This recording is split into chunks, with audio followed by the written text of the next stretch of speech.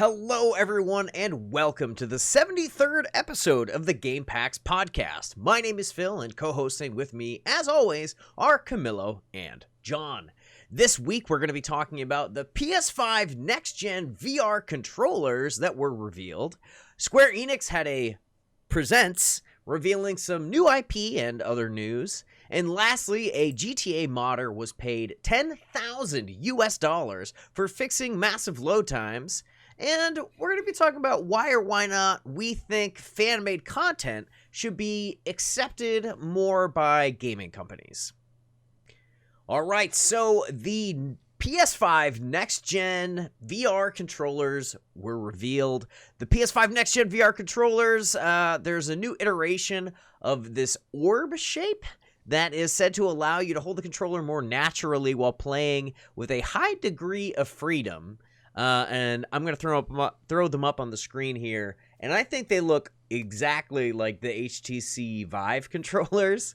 And some other controllers too. I feel like the Oculus controllers kind of look like this too. There's just like that. This is the new VR form factor.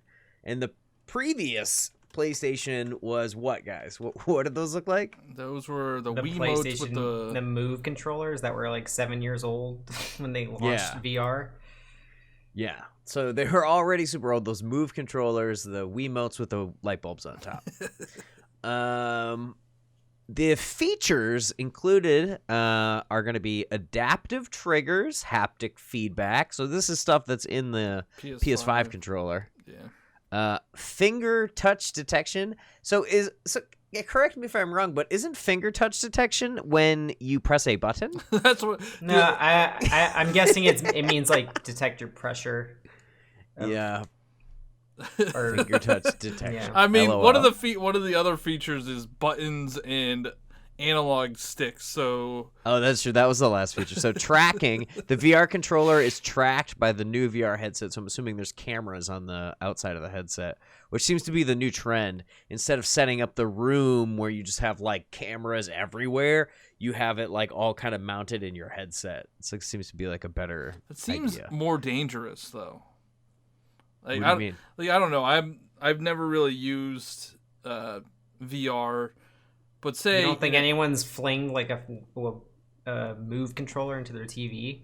Yeah, that's what I mean. Like, how do you have the depth perception of your TV?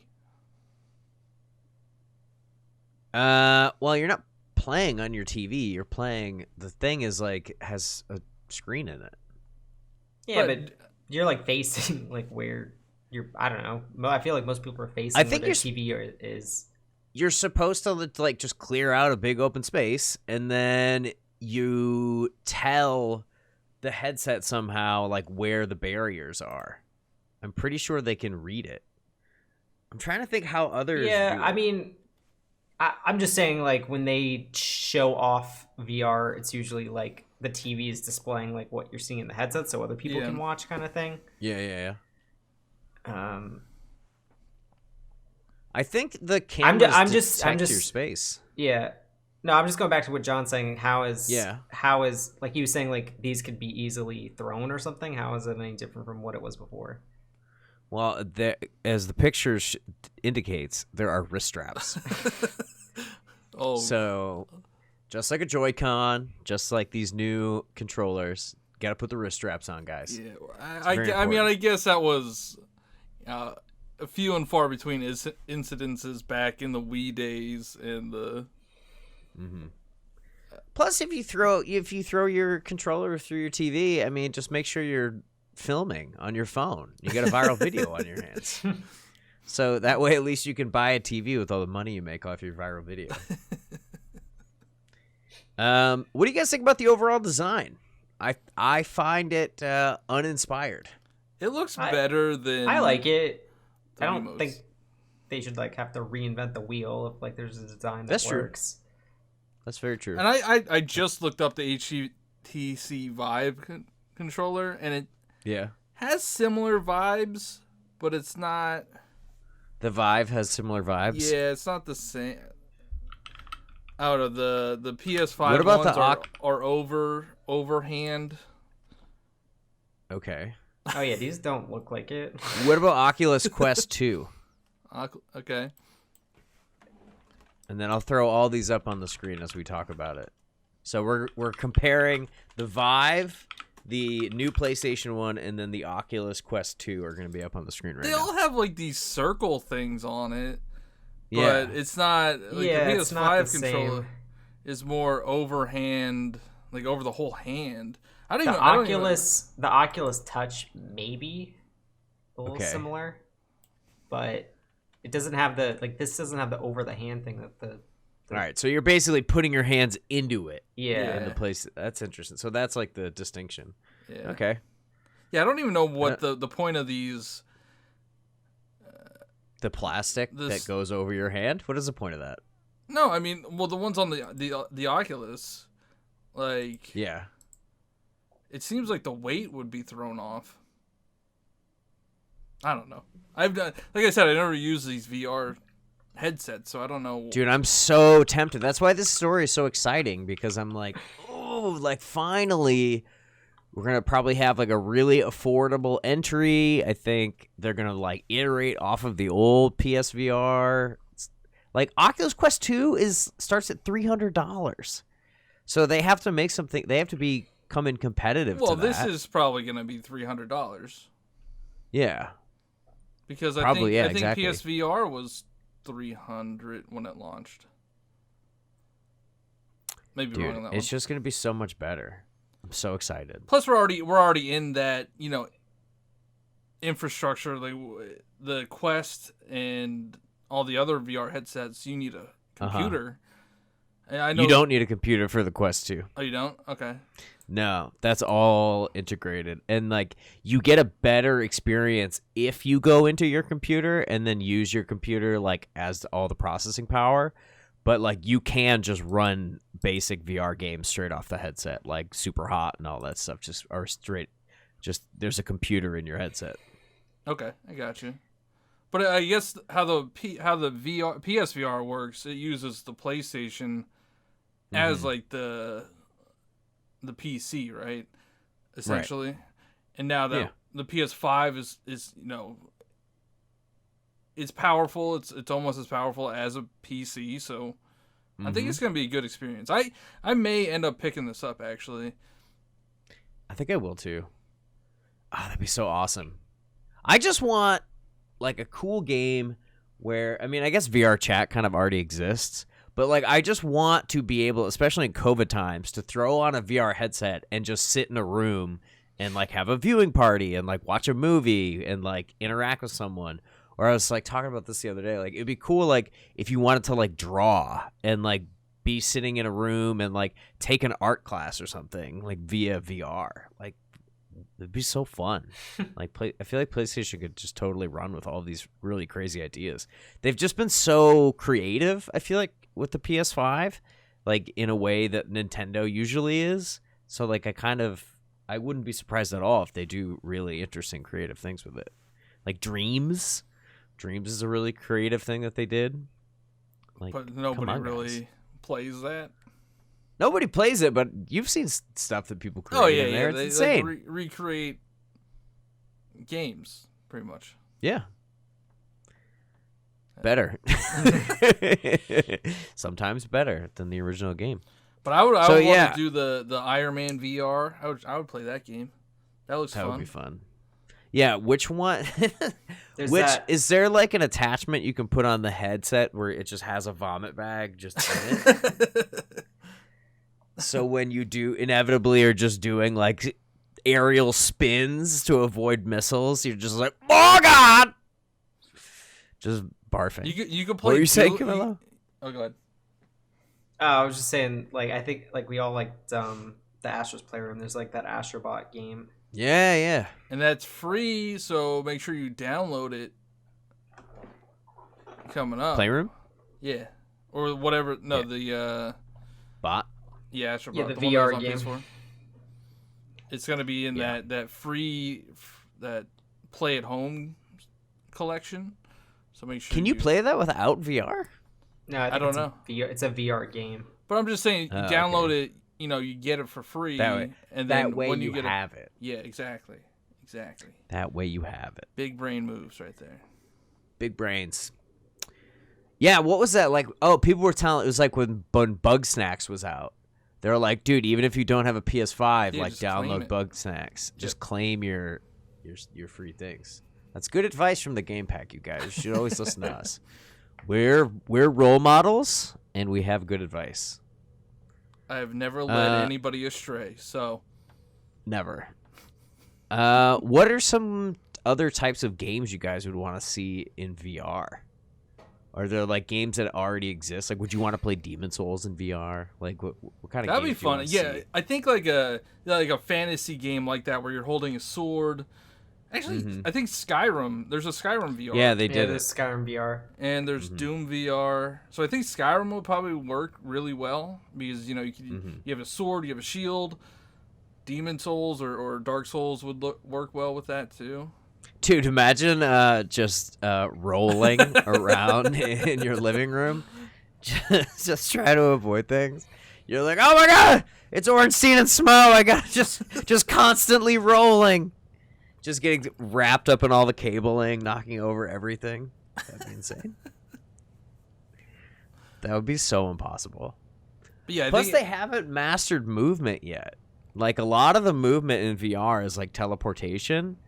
Okay. And like the kind of games that like I would be excited for would be like that EA Star Wars Rogue Squadron game. Yeah. I forget Squadrons.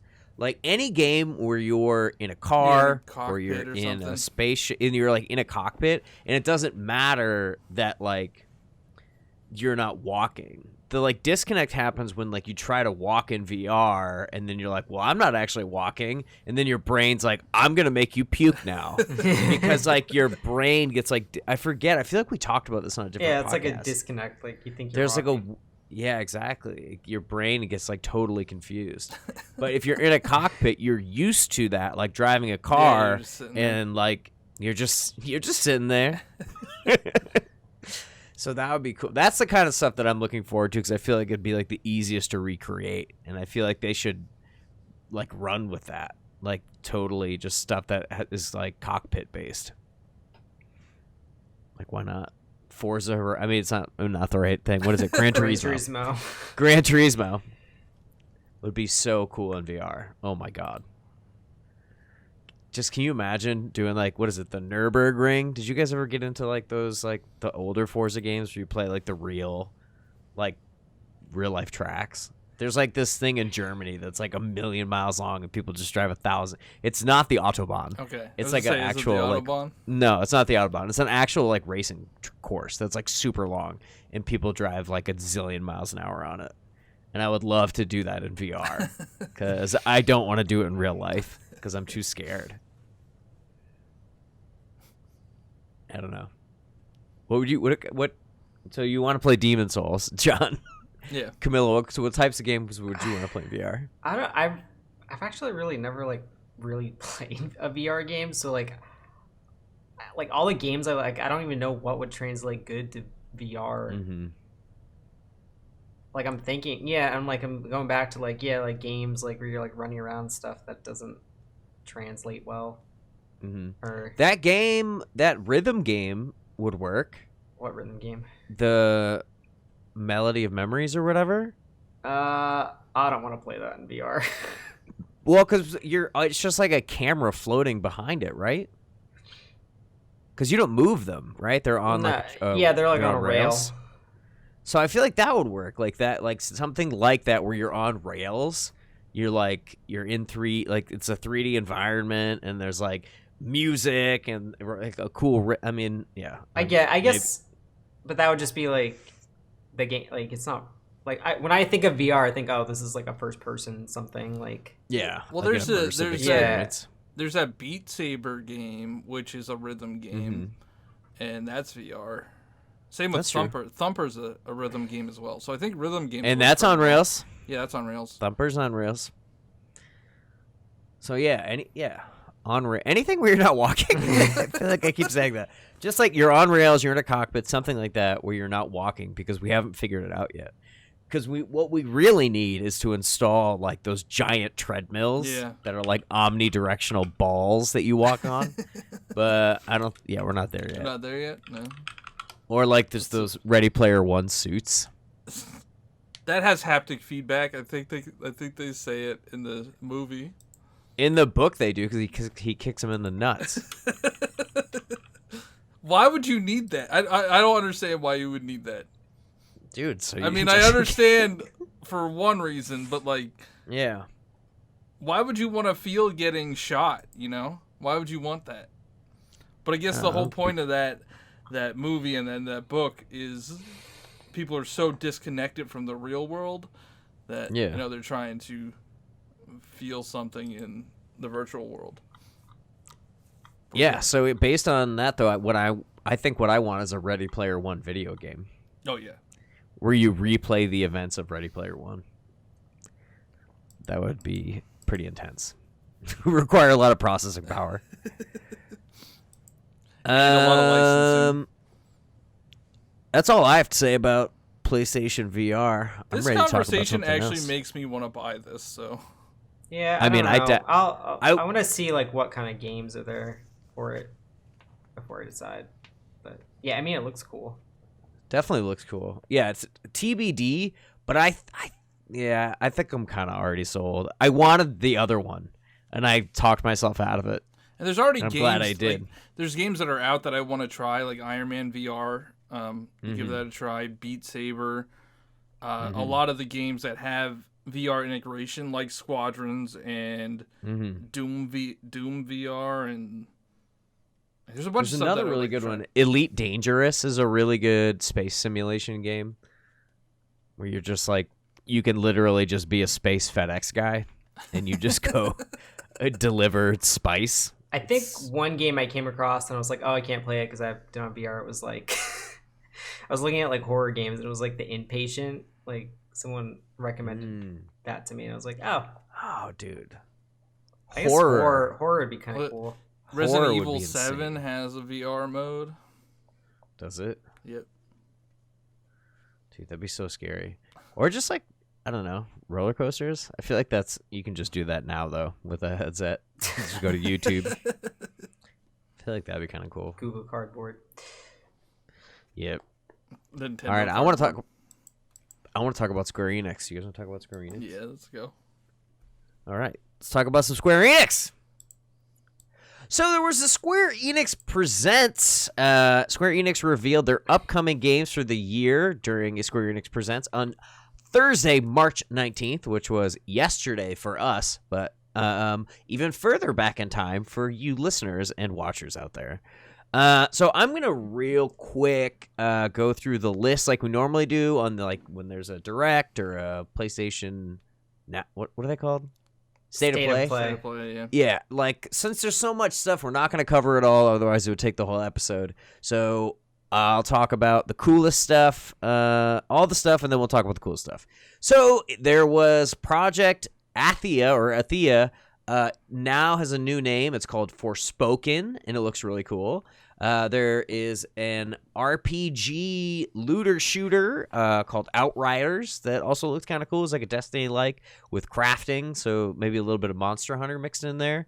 There's some Life is Strange news, a new Life is Strange game called True Colors, and then they're going to remaster the original Life is Strange. There's a 3D platformer called Ballin' Wonderland, which I think has some affiliation with Sonic Team we were talking about.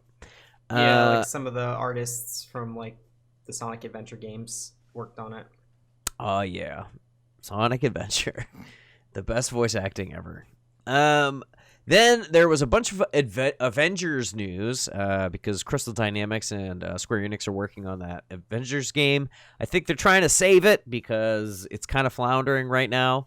They showed some Hawkeye footage because Hawkeye's a new playable character. They showed the new villain in the Future Imperfect storyline, which is Maestro, which I believe is a version of the Hulk / Bruce Banner. I actually have not read any of the Future Imperfect stuff, but I have collected some of the Maestro collectible trading cards, so I've been familiar with the character.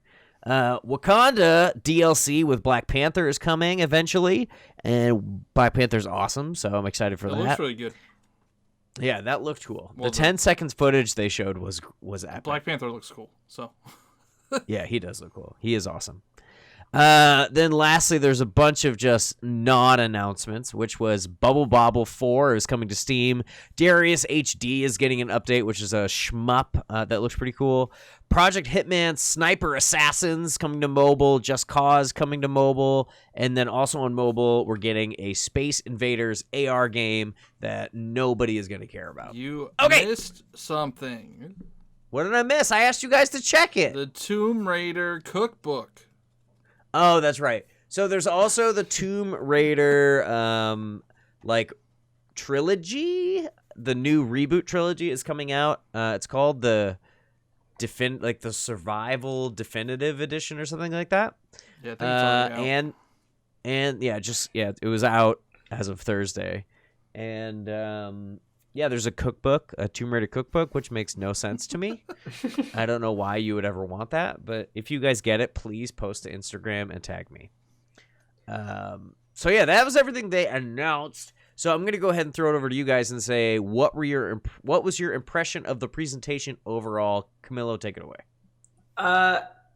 It was okay. Nothing really screamed to me like I must get, but I thought seeing more of the Project Athia, the Forspoken game was cool. That game looks next gen, definitely. Yeah, it does look Oh good. yeah. I feel like we didn't learn much about what it's about, but we just got to see more gameplay and There's stuff. dragons. Yeah. That's all you There's got. dragons and a lot of whooshy movement. Yeah, whooshy movement. That's a good one. Cam, were you upset about one of the games that was missing? Because I'm pretty sure Final Fantasy 16 has a 2021 release date. Where did you hear that?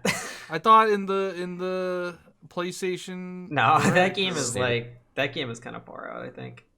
I thought they said 2021. No, that's I think there's no date on that yet.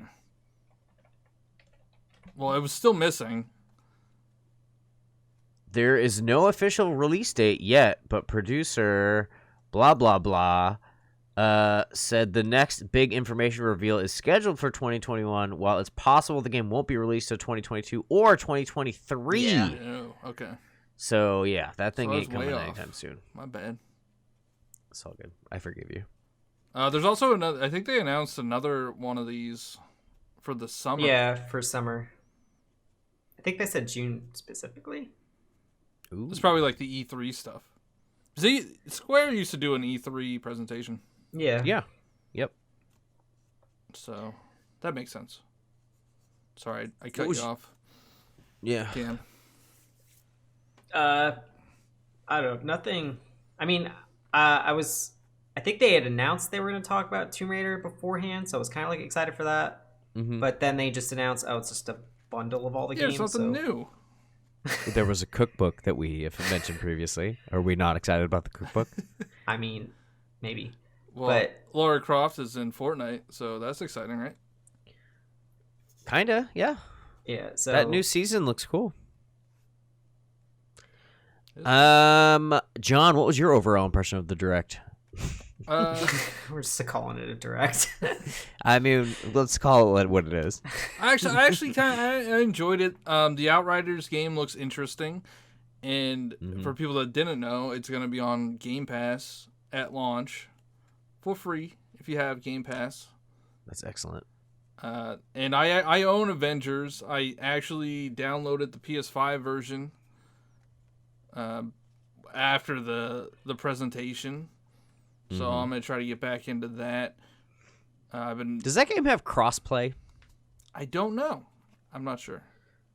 It's possible because I think you can link your Square Enix account. That would be cool. Because I think I would rather have it on Xbox, but that's just me. Yeah, I don't know why I picked. Oh, I know why I picked it up on PS4. Because there was supposed to be a Spider-Man Exclusive. Oh, that's why. exclusive, That's right. which they haven't said anything about yet. So Nope. I don't know what's going on with that. But Yeah, Spider-Man's supposed to come to PS4 or PS4, PS5 exclusively. Mm-hmm. So I'm excited for that. The Wakanda stuff looked good from the 10 seconds. Project Athia looks like it's going to be super fun to play. Uh-huh. I've thought the middle of it was very fillery stuff. Yeah, and they showed so much, like, Hawkeye gameplay and so much of the Life is Strange stuff, and I was like, do we need this much? Like, why don't... It's like trailers and next thing. Trailer, next thing. Trailer, next thing. Like, it's like, wow, let's really watch Hawkeye run around with powers he definitely doesn't have so that when he's standing next to Thor, he, like, doesn't look like a total pleb. There's this meme going around that, you know, the version of Hawkeye they showed, he has a purple t-shirt with, like, a bullseye on his chest. And that's exactly what Rayman looks like. If you look at Rayman's picture, he has a purple shirt with like a bullseye on his chest. Yeah. So he's got like a white little. He's got like two white circles or something, right? Yeah. But still, I love Rayman. That's a great. There's game. that meme's been going around. I thought that was pretty funny. Rayman would be way more useful as an Avenger than flipping Clint. So whatever his last name is. We've been rewatching all the Avengers stuff, like all the MCU stuff, and Clint has really grown on me. Like he's really lame in, you know, Thor when he first shows up and the Avengers, but then once in Avengers 2 is when he makes the turn, I feel like. Yeah. Because his on movie number 13 during Age of Ultron is when his character starts to become interesting. I love his part. This is just so unrelated, but kind of related. I like his contribution to Thor 1. Oh, yeah. There's no contribution. He's just in it. He's like... For like a second. He has like 2 lines, and they're like, should I take him down? And then... I'm beginning to like this guy. I'm beginning to root for him. So lame. Super lame. Anyways... he continues to be lame, always. I've never liked him, ever. Even when I was a little kid, I never liked him. So I don't know. Why can't we just write him out of the Avengers? Like, there's so many other superheroes. Stop it. Yeah, where are the X-Men? Like, why can't they bring X-Men Yeah, in? I don't know. Wolverine ended up being an Avenger. I know, like, I don't where understand. is he? I don't understand it. But I think I mentioned this off stream, but the Avengers game is like somehow worse than the Marvel Ultimate Alliance games. Okay, whoa. Slow your roll. You can't just throw an S at the end of that and say Marvel Ultimate Alliance games. Marvel Ultimate Alliance 1 and 2 were awesome at the time, and 3 could have been better. No, they're all fun. They're all fun to play. But it's like it's just button mashing. That's all it is. Yeah. And that's what the Avengers game is too. But with loot. It's button mashing, but with loot. With a lot of microtransactions and stuff. So. I mean, it looked cool. 4K. The update was 4K 60. Faster load times. Classic one-liner for when you're talking about a next-gen game. Hey, guess what, guys? Faster load times. Oh, really? On a next-gen console? Oh, man, I thought there were going to be slower load times. Thank God you clarified that. Oh, man.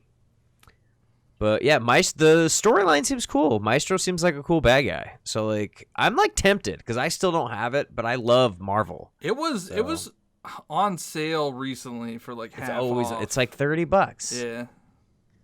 So I was waiting for like this announcement to see if like, oh, they're gonna charge $60 for all this new stuff, but it kind of sounds like they're not. Yeah, I don't think so. I might as well it's a free upgrade. Right. The Wakanda stuff might be paid though, because they call it an expansion. That's fine. So seems there's enough content. I'll pay for an expansion. My feelings overall, I feel like I've kind of already said them. I feel like there's just way too much filler for like no reason. It just doesn't make any sense. Mobile like, games. I feel like a lot of these like directs and state of plays like have that in them. Like, yeah, I'd rather have just like the directs have them. I'd rather have a 10-minute direct where it's just trailers of stuff that we actually want, right? Than a 45-minute. Dude, that thing was so long. The reason that we started recording at 7 o'clock is because I had to watch that thing at 2 times speed because I hadn't seen it yet. And I'm like, this is 45 minutes, and I need to be knowledgeable about this. Like, oh my god, give me a break. And then it was all filler. There was like, you don't want to analyze the Hawkeye gameplay or the. I did actually analyze it, but I did analyze it at 2 times speed. It was fine. I would never play as him. Life is Strange. I think we saw the whole game. I skipped that because like if I ever want to play that game, I didn't want to be spoiled for like all the moments. Yeah, they showed so much of that. And then just all the mobile stuff, just because that's not where I game. I don't game on mobile, so like anytime they're like, "Hey, Space Invaders AR game," it's like, what? You coming after Pokemon right now? Like, what are you trying? Space Invaders? Like, what is this? I don't know what that is. Is it so that you can like play a Space Invaders? Like, I'm miming this right now. Yeah, like you play Space Invaders on your table or something. Yeah, or like you point it up at the sky and you actually are doing it in outer space. That actually would be pretty fun if it works that way. That'd be kind of fun, yeah. But I don't know. I don't think I'd pay more than $1.99 to play Space Invaders for 5 minutes. Yeah, Project Hitman. Like, I think I'd rather just get Hitman 3 and play it on the next gen console because that game looks awesome. Just Cause is a franchise that I feel like they're keeping alive on life support. Like, does anybody play those games? Just Cause 3 was like a launch window, I feel like, of last gen. Well, there's 4 now. There's Just Cause 4 now. Right? Oh, maybe it's 4. Yeah, I think there's 4. I think Just Cause 4 came out like a year or 2 ago. I think it's maybe I don't know what I'm talking about. Hey, but I don't think it's that popular because you could always get it on sale. I feel like I got it for free, somehow. So I don't know how these IPs are staying alive. Yeah, I don't know. Outriders, I want to talk about that because I do love a good online co-op experience, and that game looked like it had a lot of cool.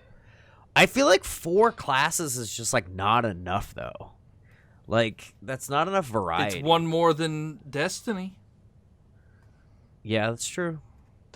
But I also find Destiny to become boring very quickly. So I don't know. Is it a looter shooter? Yes. There was crafting. I think there's like looting, crafting, talent trees that they said were like very like, oh, like if you pick this talent, like you better be sure about it because like then your character is going to be really specific and you can't. I don't know. It seemed like you couldn't reset your talent tree. It's like, okay. No, that's I don't like that.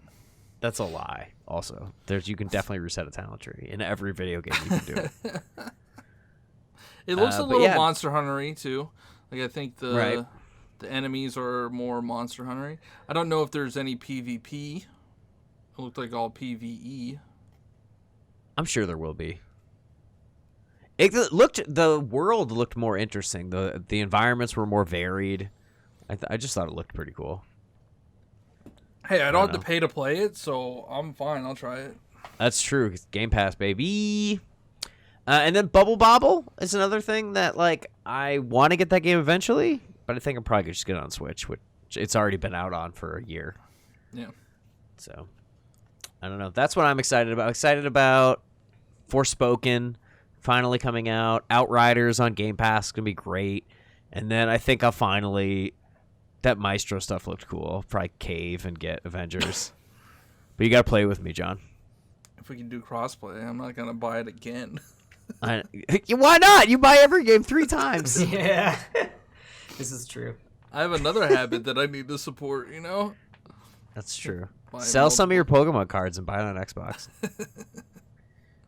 Yeah, and the reason I bought it on PS4 is because of Spider-Man stuff. Or I would have got it on Xbox. True. Maybe I'll get it on PS5. Whatever. I only have like 2 PS5 games. That's all I have to say about Square Enix Presents. Would have been cool to see Final Fantasy 16. I also like Final Fantasy. But might be that, 3 because they said something in 2021. What's that, Cam? I didn't hear you. It might be at the next one since they did say something in 2021 will be shown. Yeah. E3, baby. They didn't say anything about Final Fantasy VII Remake. I mean, they recently just did, though. Yeah, there was like a whole Final Fantasy Direct as far as I'm concerned.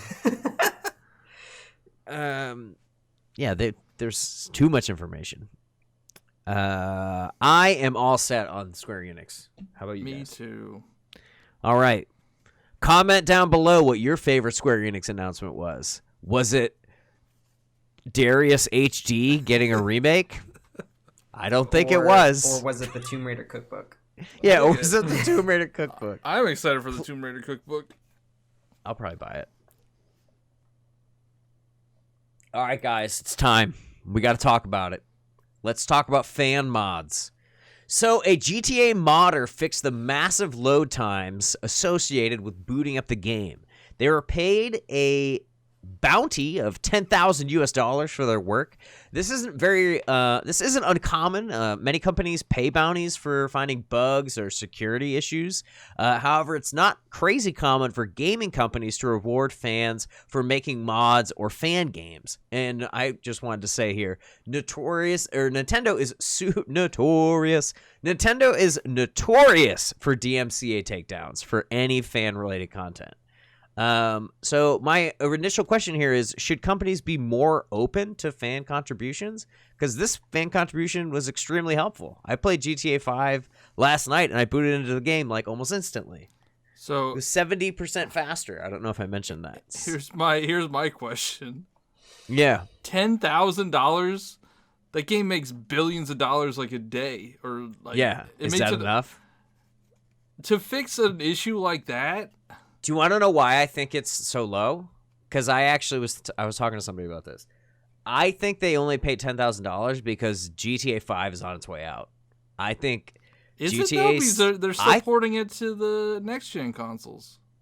Yeah, but I really do think I think it's got like a year left, and then they're gonna do GTA 6 like Vice City or whatever, and it's just gonna be done. So if it was going to be like this games of service for like another 5 years, then like, yeah, like, dude, give me $50K, give me $100K. This game makes like $1 million. But, I mean, maybe that's just, I think they said, Camilo, we were looking it up earlier, like they have a submit a bug like bounty program. So like maybe they just had like whatever you do or find is just 10K. You get 10K. Yeah, it's like for finding bugs, but since this wasn't technically, it's not a bug. It's just like it was just like they said they made an exception to put him in the program. Mm-hmm. Should give that person a job. I mean, maybe you can put that on a resume in big letters. I fixed Grand Theft Auto. Fixed GTA. That's like a huge thing to say. If you're into coding or whatever, you can be like, yeah, I'm the guy that did that.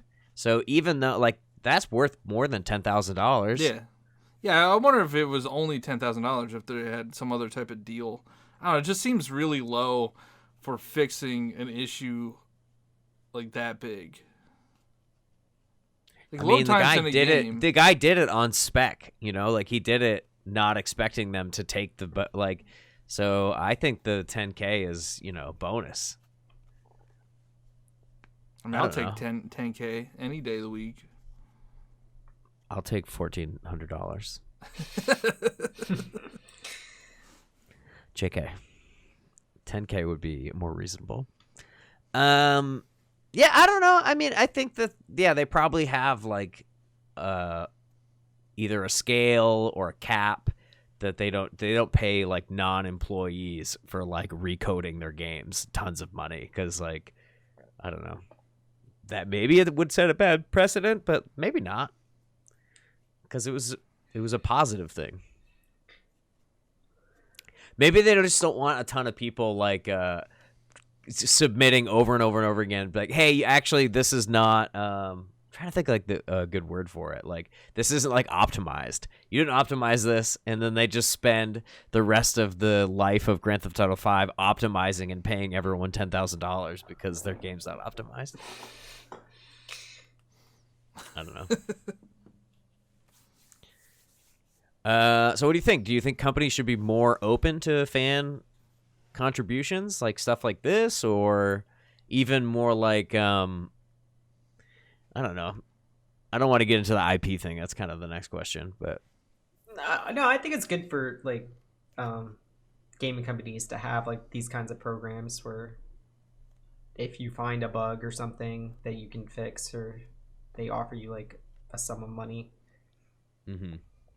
A lot of games thrive on the modding community. Mm-hmm. Like Fallout, has a lot of huge mods. Like the Bethesda games, a lot of them have a lot of mods, and I think even GTA has a bunch of mods too, right? Mm-hmm. I mean, pretty much any major game on PC has a massive modding community. If it's got a big player base, it's got a big modding community. I would like to see them take, some of these mod ideas and implement them into the game itself. Or what's an example of that? I don't know, like a lot of texture packs, like. Oh yeah. Like that's true. Like Minecraft has a ton of texture packs.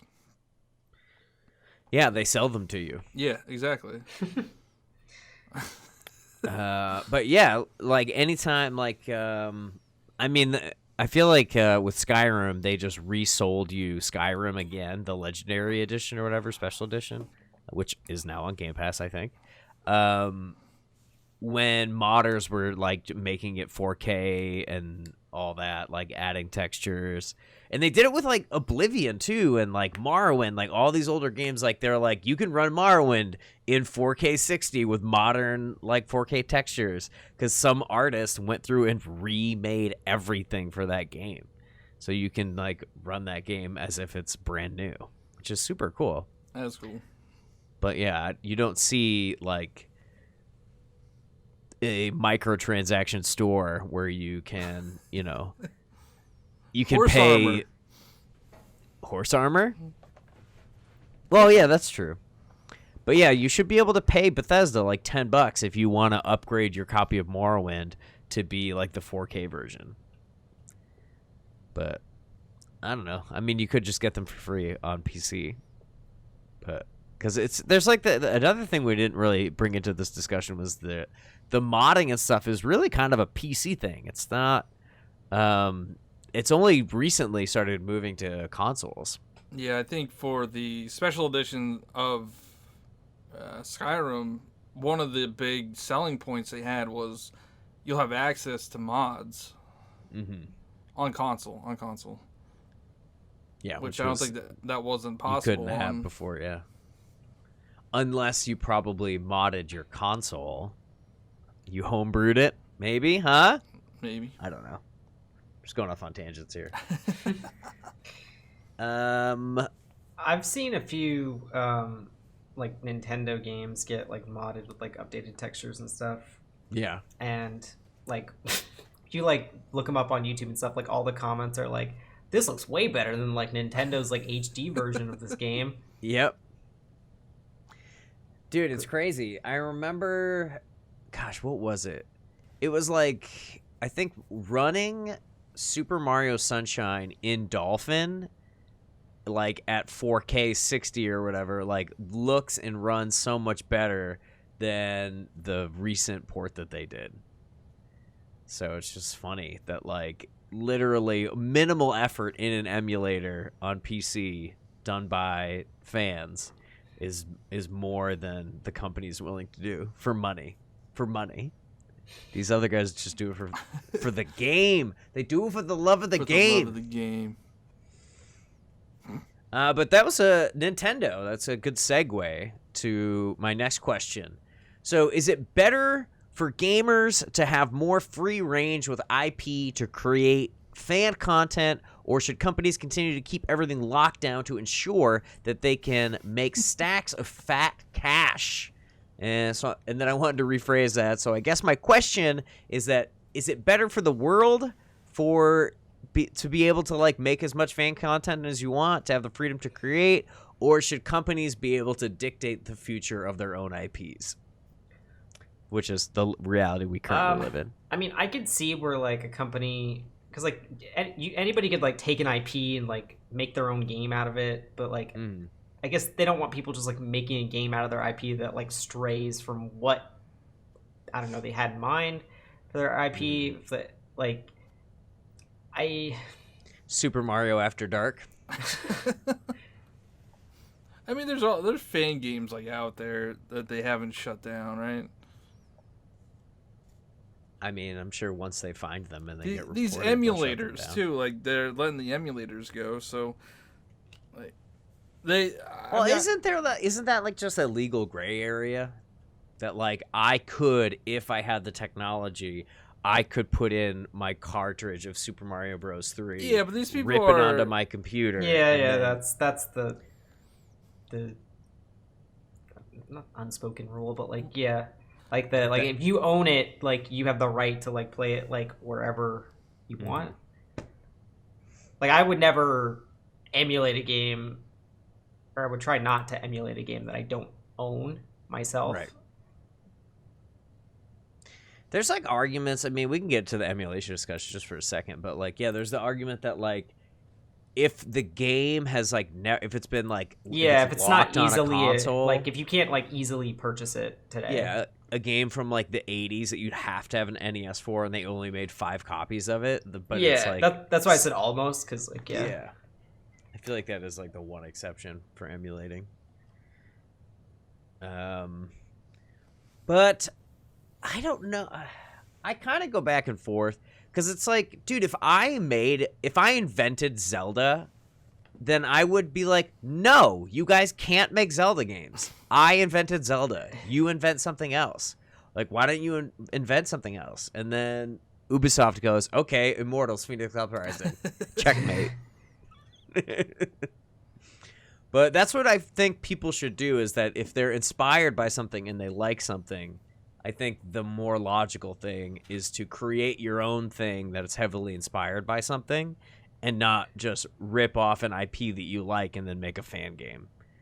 Like, I understand it doesn't belong to you, and like, I don't know, even though it's like part of culture, it still doesn't belong to you.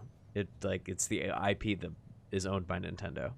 And there's also the other side where these fan-made games actually turned out well. Like Sonic Mania, wasn't that a fan-made game? Yes. So that's a very good point, John. So Sonic Mania was a fan-made game by Christian Whitehead, and then he ended up getting hired on by, Sega. Holy crap. Sega left my brain. That's how dead they are. By Sega to make their like mobile games, I think, and then eventually he went on to be like given permission to make Sonic Mania, which is, my opinion, the best Sonic game. And it was a success too. Like, it was widely successful. Yes, people will love that game. And I don't love 2D Sonic all that much. And I love Sonic Mania. I played it all the way start to finish. It's a fun game. But yeah, another game that I wanted to bring up was another Metroid 2 remake, because people kept remaking Metroid 2 because it was stuck on the Game Boy for so long, and it was, technically a very limited game, but like had a lot of potential to be really, really cool. And Nintendo, obviously, we live in modern times and know they eventually were remaking it for the 3DS. But they did DMCA on another Metroid 2 remake. But people even now, even though there's a Samus Returns on 3DS, people are like, yeah, this is cool and everything, but AM2R is actually a better remake. So Did you I don't see people people remade the Diamond and Pearl remake trailer? Oh yeah, Oh, it they actually did? looked really Yeah. good. I It thought did looked look really good. I mean, the animations were like kind of weird, but that's yeah. they remade it to look like a modern game and not a cheesy Yeah, I game. mean it looked It looked like Nino Kuni a little bit with yeah, the it looked overworld. more like realistic than Sword and Shield. Um yeah, it was interesting. It looked bad. Hmm. It looked really good. It looked like something that the Pokemon Company would never do, but Yeah. Like make a quality product. Yikes. Just kidding. I mean, the Pokemon Um, Company isn't making those remakes. It's Game Freak. Oh yeah, It's, but no, it's what is it? I don't remember what it is. Ilka, ILCA. Yeah, I kept thinking of NIS or whatever. Ilka. Yeah, I mean, we don't need to go down that rabbit hole, but There's so many Pokemon fan-made games. There's so many. There are. oh yeah, tons. And with like Fakeomon, like that's like a whole cool like art trend that I really like. I think I follow a couple Instagram people who just do exclusively Fakeomon, and they look awesome. Like when they like swap the typing for like Charmander and Squirtle and Bulbasaur to like be the typings of each other, like that's so cool. I like that kind of stuff. But I don't know. Nintendo, I feel like should be more receptive of fans and be like, "Oh, that's cool that you did that. You can't sell it, so take it off your website, but like you can come work here if you want.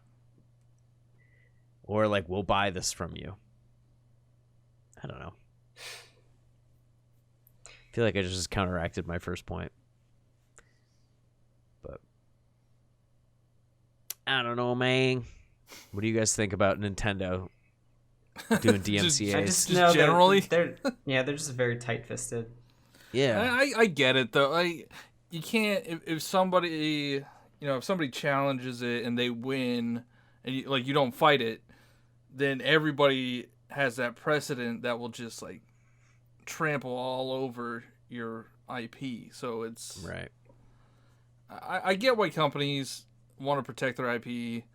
Right. I mean, it is weird that the Metroid Prime 2, or not the Metroid 2 Yeah.